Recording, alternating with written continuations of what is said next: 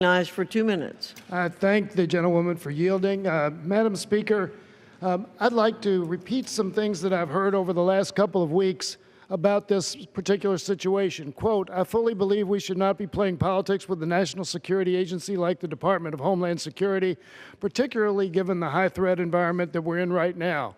Quote, the political impasse on DHS funding must end. Responsible members of both parties must work together to find some way to fund DHS without further delay.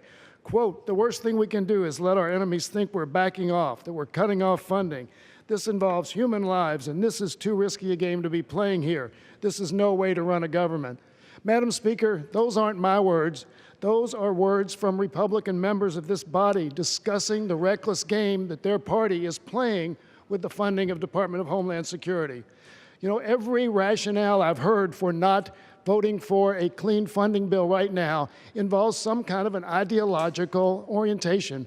Well, we've got a lot of constitutional lawyers apparently in this body because people are arguing whether it's constitutional or not.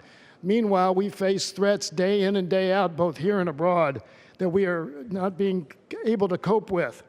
You know, there's a great or legendary conservative thinker and writer, William F. Buckley, Jr., and he once said, idealism is fine, but as it approaches reality, the costs become prohibitive. Right now, the cost to our defense, the security of our nation, are becoming prohibitive. Let's stop this argument. Let's do what we both agree on and fund our nation's security apparatus. I yield back. The gentleman yields.